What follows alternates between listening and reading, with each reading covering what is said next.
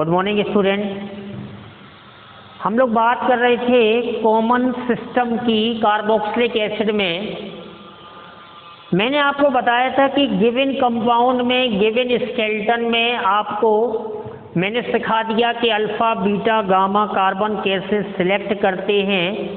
और ये Greek letter हैं, ये सब्सिडियरी ग्रुप मतलब सब्स्टिट्यूट के पोजीशन को रिप्रेजेंट करेंगे और इस आधार पर हम कॉमन नेम लिख सकते हैं। जैसे अगर हम लोग बात करें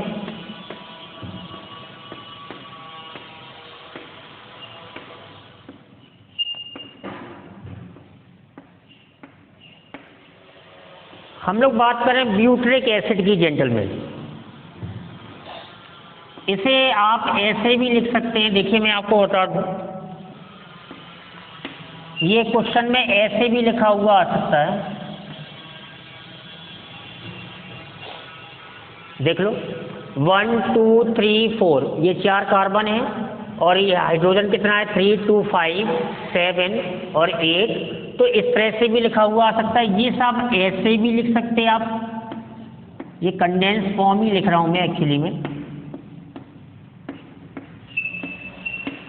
तो these all are called butyric acid।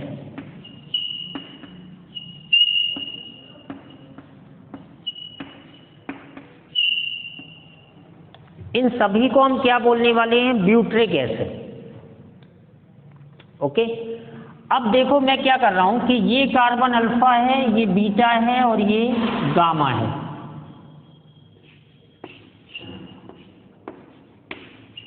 तो CH3 CH2 CH पे हमने एक Cl लगा दिया।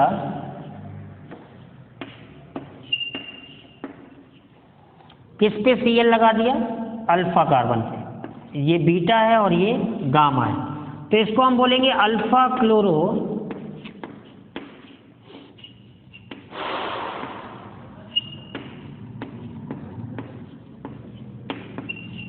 Chloro butyric acid.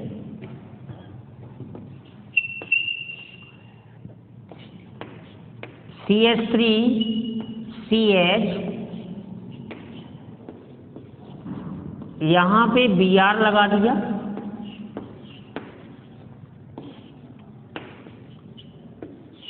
जेंटलमैन प्यारे बच्चों, ध्यान ये देना है कि जब हम अल्फा बीटा के फॉर्म में कॉमन नेम लिख रहे हो तो पहले आपको वरीयता अल्फा को ही देनी है।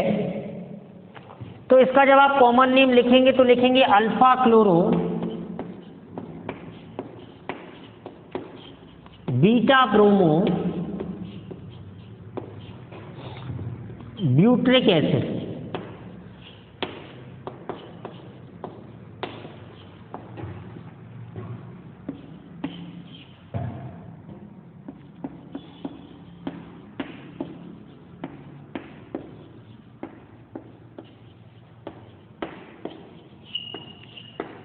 इस तरह से हमने ब्यूटरिक एसिड लिखा। और गामा पोजीशन पे gentleman you can see that gamma position पे मैंने NH2 को लगाया तो इसका नाम हो जाएगा gamma amino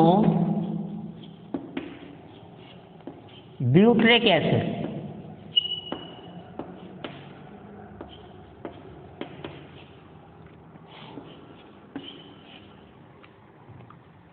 gamma amino butyric acid.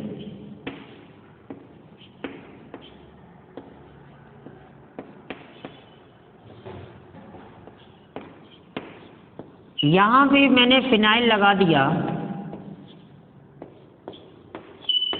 You can see that this one is functional group gentleman, this one is functional group. Functional group क्रियाशील समूह को डिनोट करना सीखें आप। This one is functional group क्रियाशील समूह, this one is functional group. Functional group से जो कार्बन सीधा चिपका रहता है जेंटलमैन उसे हम अल्फा कार्बन बोलते हैं। तो आप देख सकते हैं यहाँ अल्फा है, ये बीटा है और ये गामा है। बीटा पे ये सब्स्टिट्यूट जो है इनके नाम फिनाइल है और ये क्लोरो है। सब मुझे फॉलो करना है alpha beta rule. I have to follow the alpha beta rule. मैं बार बार आपको क्लिक कर रहा हूँ alpha beta rule. It is not IUPAC। IUPAC में हम फॉलो करते हैं ABCD रूल, ABCD रूल। यहाँ पे हम फॉलो करेंगे अल्फा बीटा रूल। तो कैसे नाम लिखेंगे इसका, मैं लिख रहा हूँ यहाँ पे alpha chloro beta phenyl butyric acid.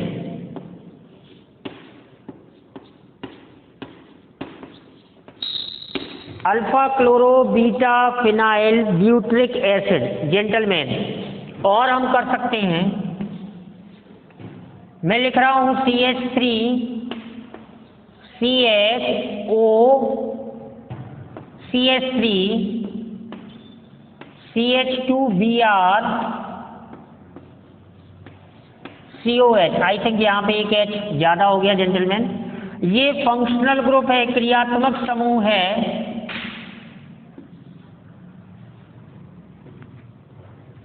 तो ये अल्फा कार्बन हुआ और ये बीटा हुआ और ये गामा हुआ। You can see that beta position पर जो प्रतिस्थापी है, जो सब्सिडियरी ग्रुप है, उसे मैं मिथॉक्सी बोलूंगा। और ये हो जाएगा ब्रोमो। तो you can say that alpha bromo beta methoxy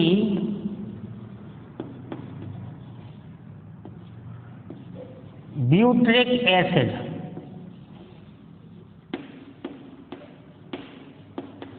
butyric acid मैं क्लियर कर दूं कि इस तरह का ग्रुप, ये जो ईथर से बनता है, इस तरह के ग्रुप को ऑर्गेनिक केमिस्ट्री में एज ए प्रीफिक्स यूज करते हैं हमेशा, और इसे हम एल्कोक्सी बोलते हैं। मैं आपसे कह रहा हूं कि इसे हमेशा एज ए प्रीफिक्स यूज करते हैं, एज ए प्रीफिक्स ऑलवेज।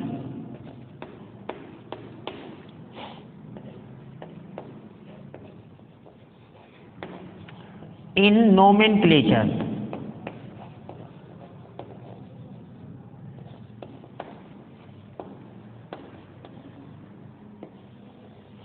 ये जो सज्जन हैं RO, इनकी एक ही परेशानी रही ऑर्गेनिक केमिस्ट्री में, ये कभी बॉस नहीं बन पाए। बॉस का मतलब ये कभी प्रिंसिपल फंक्शनल ग्रुप नहीं बन पाए।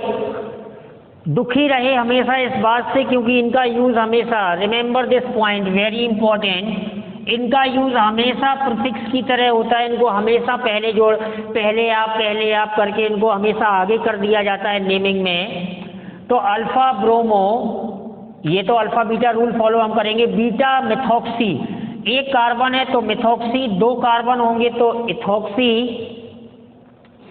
3 कार्बन हो जाएंगे तो प्रोपोक्सी हो जाएगा, 4 कार्बन हो जाएंगे तो ब्यूटॉक्सी हो जाएगा।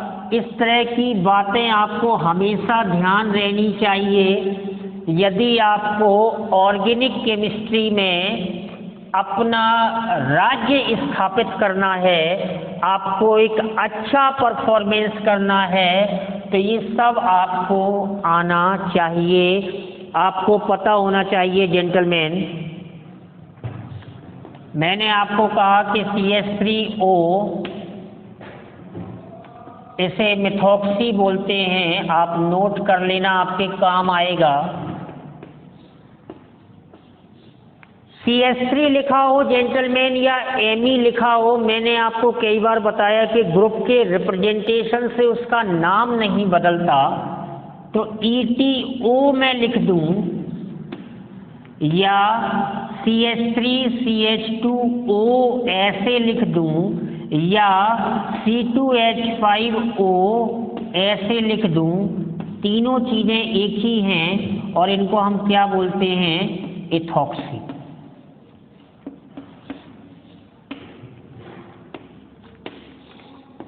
CH3CH2CH2O लिख दूं, ओके। CH3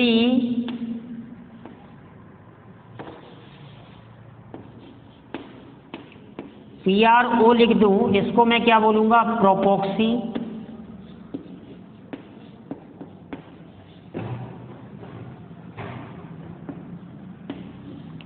अगर मैं इसको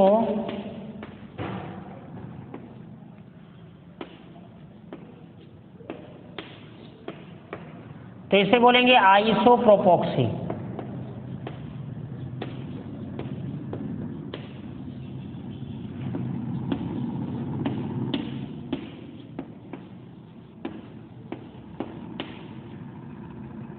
तीन और एक चार, इसे बोलेंगे ब्यूटॉक्सी।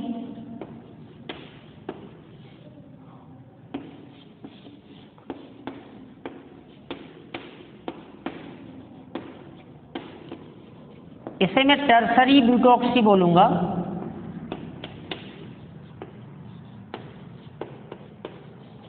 और अगर इसको आयन के फॉर्म में बोलेंगे तो मिथॉक्साइड, इथॉक्साइड, जैसे कि अभी हम लोग एल्डिहाइड कीटोन पढ़ रहे थे तो सोडियम इथॉक्साइड कई बार आता है, आइसोप्रोपोक्साइड आता है, एल्यूमिनियम टर्सरी ब्यूटॉक्साइड आता है, यहीं से बन रहे हैं साहब, बेसिक है।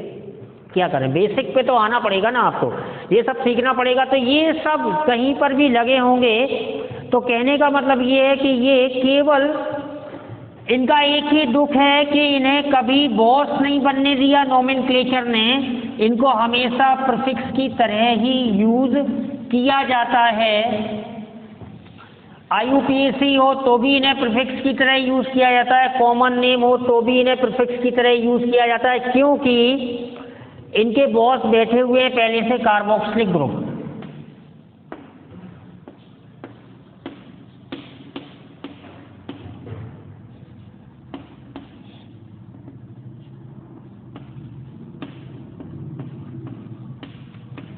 I think it is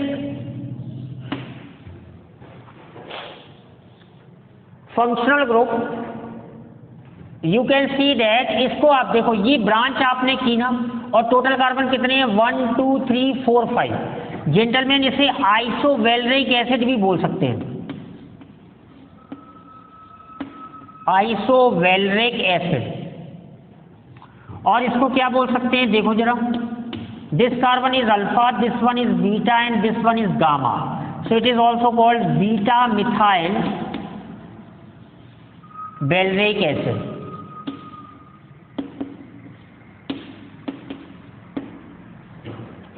beta methyl valeric acid हो जाएगा ये जेंटलमैन। तो थोड़ा सा आप ध्यान दें कि CH3CH2 CClH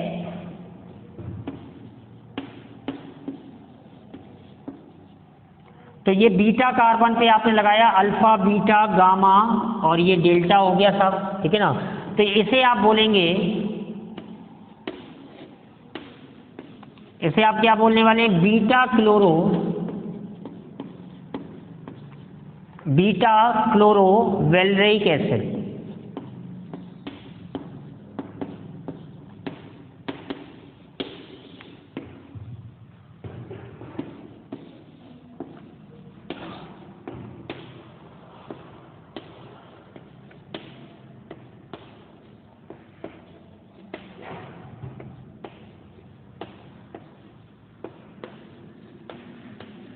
You can see that this is functional group, gentlemen.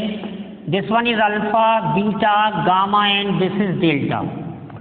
Subsidiary को जरा सर्किल कर लें, this one is NO2 nitro, this one is bromo and this one is chloro. You have to follow the alpha beta rule. तो क्या लिखेंगे, alpha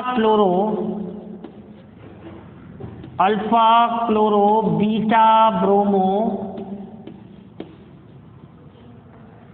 gamma nitro valeric acid.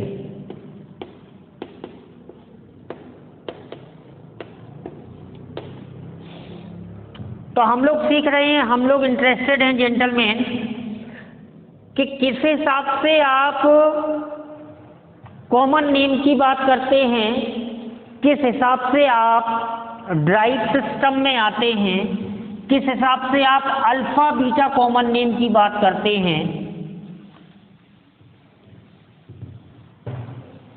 और किस हिसाब से आप इनको रखते हैं कि लोकेंट आपको बताना है कि अल्फा बीटा है या गामा है।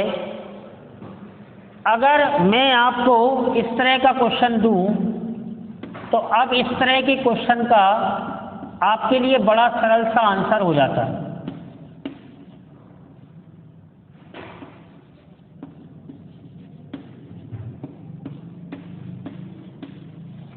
This is functional group, this is alpha, this is beta and this is gamma. Gentlemen, you can see that कि बीटा अल्फा पे मिथाइल है और बीटा पे मिथाइल है, so you can see that alpha beta dimethyl. और कितने carbon का acid है? 4, तो ब्यूटरिक एसिड।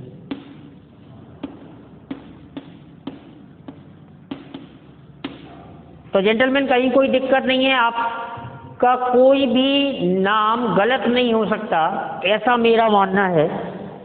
कि सपोज दैट कि आपने एरोमेटिक एसिड लिया कोई,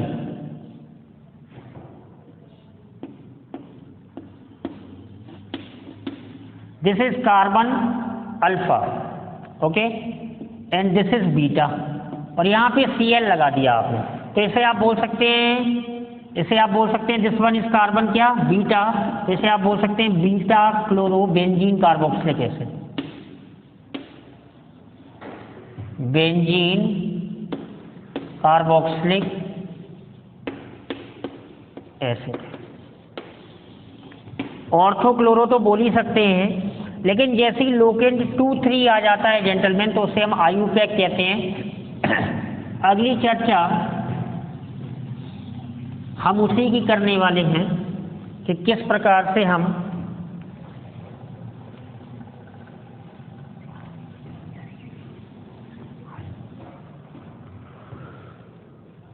तो आयुपैक सिस्टम, तीसरा 3 हो गए हैं, चौथा सिस्टम आया IUPAC,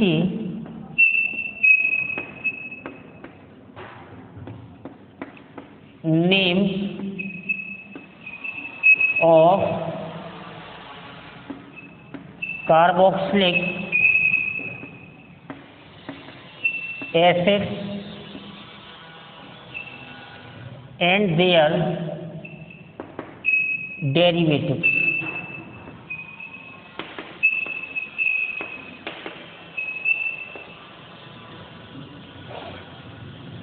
IUPAC name of carboxylic, और मैं बात कर रहा हूं जेंटलमैन मोनो कार्बोक्सिलिक एसिड की। किसकी बात कर रहा हूं मैं? We are talking about mono carboxylic acid only. अभी मोनो कार्बोक्सिलिक एसिड, जिसमें एक ही COOH होगा। चलो शुरू करते हैं। पहले मैं एक फंडामेंटल बता दूं आपको कि एक्चुअली में RCOH है या उसका कोई डेरिवेटिव है। पहले मैं आपको फंडामेंटल बता दूं कि ये जो है ये अल्केन है, ओके, और ये जो है इसका सफिक्स वो ओइक एसिड है। जब इसमें हमने ये देखा तो O क्या है? वोवेल है, तो ये टर्मिनेट जैसे ही लगेगा तो ये E इसका हट जाएगा, तो क्या हो जाएगा नाम? Alkane, alkane oic acid. तो यू कैन सी दैट कि अल्केन का जो E है वो ओमिटेड हो गया, उसको हमने हटा दिया जेंटलमैन, क्योंकि वोवेल से स्टार्टिंग की। और AEIOU, मैं फिर से आपको रिवाइज करा दूं 11th का पोर्शन, कि यदि प्राइमरी सफिक्स एन है, 3 ही होते साहब, इन है या आयन है, और सेकेंडरी सफिक्स की स्टार्टिंग किसी स्वर वोवेल, अंग्रेजी में पढ़ते हैं AEIOU से होता है, तो प्राइमरी सफिक्स का ई हट जाता है। हम लोग नाम लिखना शुरू कर रहे हैं।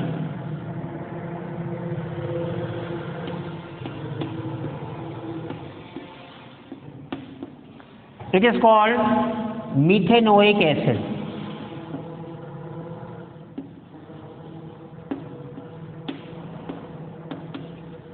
एक कार्बन का एसिड है,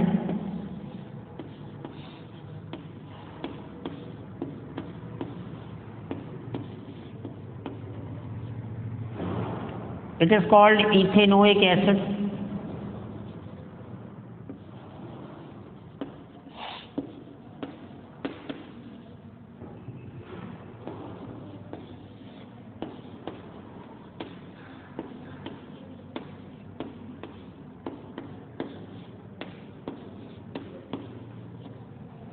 It is called propanoic acid.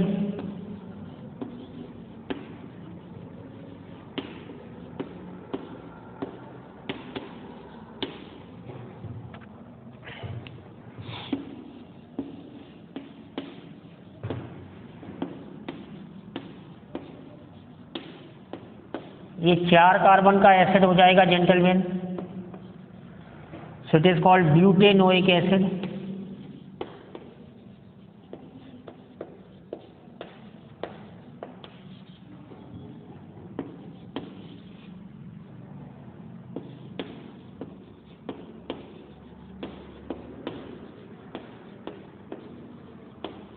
चार कार्बन ये हाइड्रोकार्बन पार्ट हो गया और ये functional group, that is called pentanoic acid.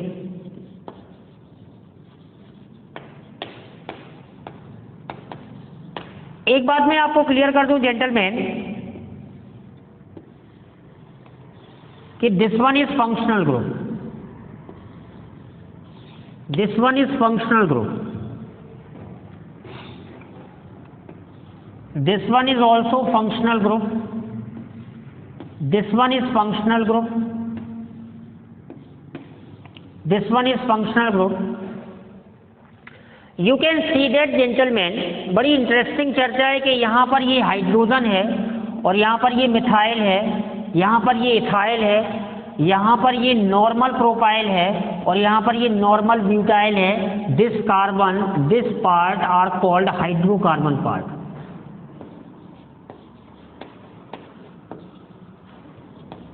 Hydrocarbon part, और ये हाइड्रोकार्बन पार्ट है, इसीलिए मैं इनके लिए यूज क्या करता हूं, alkane. These are called hydrocarbon part.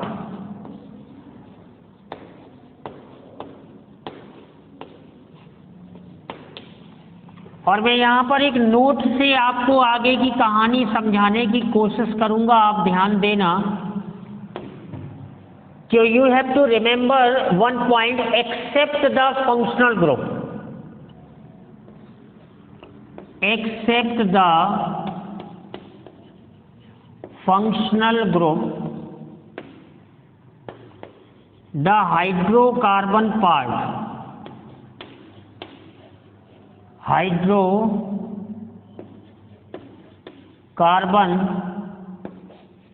part present in an organic compound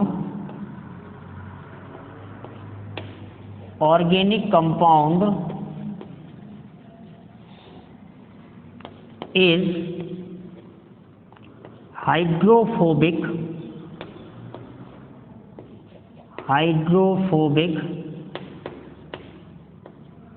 and non-polar in nature।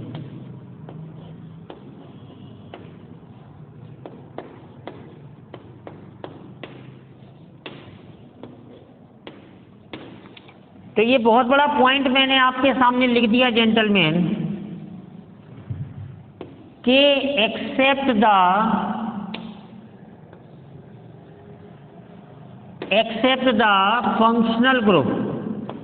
Functional group को छोड़कर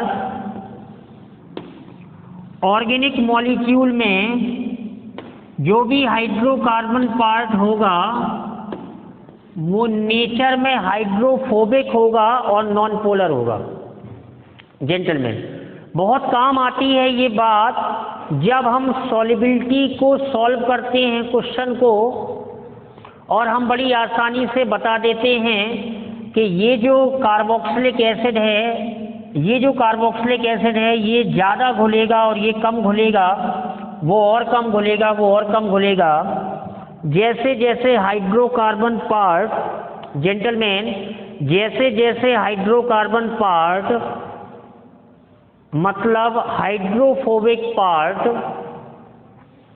जो पानी से दूर भागता है, सब पानी से एलर्जी है उसे, क्योंकि वो वाटर रेपेलेंट है, पानी से वो प्रतिकर्षित होता है, और जो प्रतिकर्षित होता है वो पानी में घुल नहीं सकता। तो वो पार्ट जितना बड़ा होता चला जाएगा, मतलब आर का साइज ऑफ आर बहुत बड़ा फैक्टर होगा आगे चल के क्वेश्चन सॉल्व करते समय। आर का साइज जितना बड़ा होता चला जाएगा, हाइड्रोकार्बन पार्ट उतना बड़ा होता चला जाएगा, हाइड्रोफोबिक पार्ट उतना बड़ा होता चला जाएगा, और उस एसिड के लिए एक बुरी खबर आएगी कि वो पानी में नहीं घुल पाएगा, भले ही वो वाटर के साथ हाइड्रोजन बॉन्ड क्यों ना बनाए। हाइड्रोजन बॉन्ड की भी एक लिमिट है, हर एक इंसान की, हर एक कॉन्सेप्ट की एक लिमिट होती है।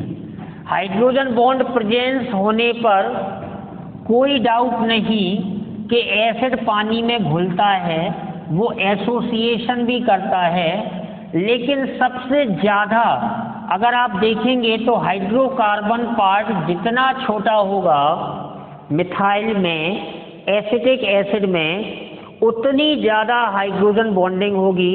दोनों मॉलिक्यूल बड़ी आसानी से एसोसिएट हो सकते हैं, जुड़ सकते हैं। सॉल्यूशन में, द्रावण में एक कॉन्सेप्ट आता है वांट ऑफ फैक्टर आई,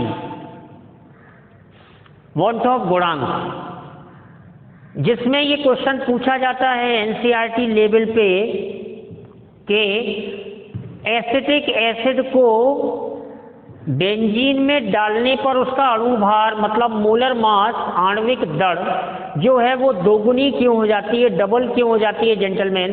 तो उसका कारण यही है कि जो कार्बोक्सिलिक एसिड होता है, जो विनेगर होता है, जो एसिटिक एसिड होता है, वो दो मॉलिक्यूल इंटरमॉलिक्यूलर एच बॉन्ड के चलते एसोसिएट होते हैं और मॉलिक्यूलर मास डबल हो जाता है। तो बड़ा रोल है इसका, ध्यान दें। IUPAC name of carboxylic acid and their derivative, pentanoic acid किया हम लोगों ने। नेक्स्ट देखते हैं कि CH3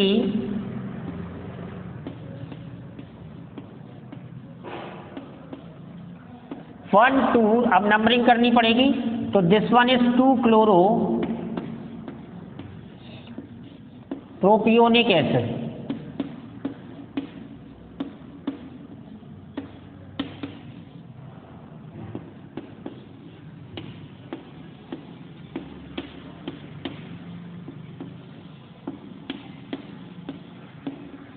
वन टू थ्री, 2 पे 2 क्लोरीन है तो 2,2 डाई क्लोरो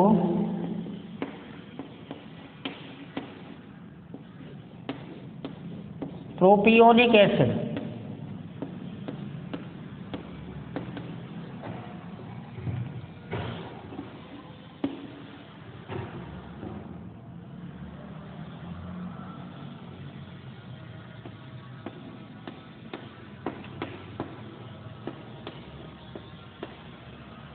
अगर इसका IUPAC आ जाए, मैंने H की जगह Cl लगा दिया, तो you can say that chloromethanoic acid, chloromethanoic acid.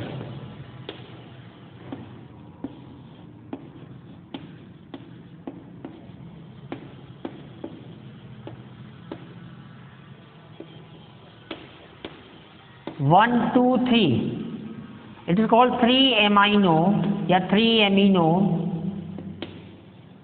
Propanoic acid.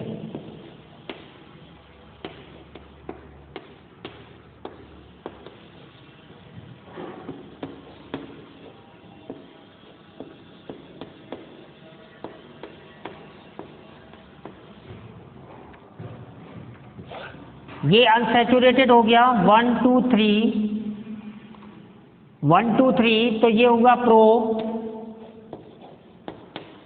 2 in 1 oic acid. इसको मैं लिख सकता हूं प्रोप 2 इन ओइक एसिड, ओइक एसिड। तो ध्यान देना है ये जो नंबर 10 है, it is called unsaturated carboxylic acid gentleman, unsaturated carboxylic acid, unsaturated carboxylic acid. तो ध्यान ये देना है, चलिए और कर लेते हैं कि मान चलो कि मैंने ये लिखा इथेनोइक एसिड। अब मैं साहब यहाँ पे हटा के यहाँ पे मैं क्या लगा दूं, ये लगा दिया फिनाइल। तो आप मेरी बात को समझिए कि अगर मैं इसका कॉमन नेम लिखता तो मैं इसको लिखता alpha phenyl acetic acid. Okay, अब मैं इसका IUPAC कर रहा हूं तो 1 2 2 पे क्या लगा फिनाइल, तो it can be written as 2 phenyl ethanoic acid.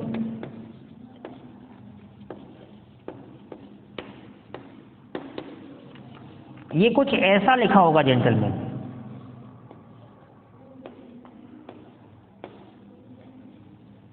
और यहां पे ऐसा लगा दिया, तो ये जो है वो ये है, और इसका भी IUPAC यही होगा 2 फिनाइल इथेनोइक एसिड। तो जेंटलमैन मेरा कहने का मतलब ये है कि हम चर्चा कर रहे हैं कार्बोक्सिलिक एसिड के नामकरण की।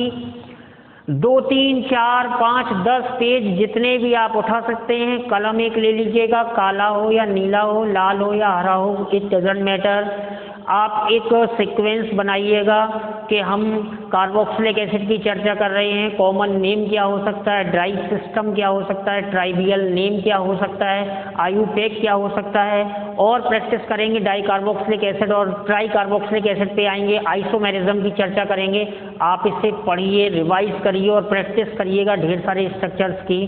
तब तक के लिए ऑल द बेस्ट।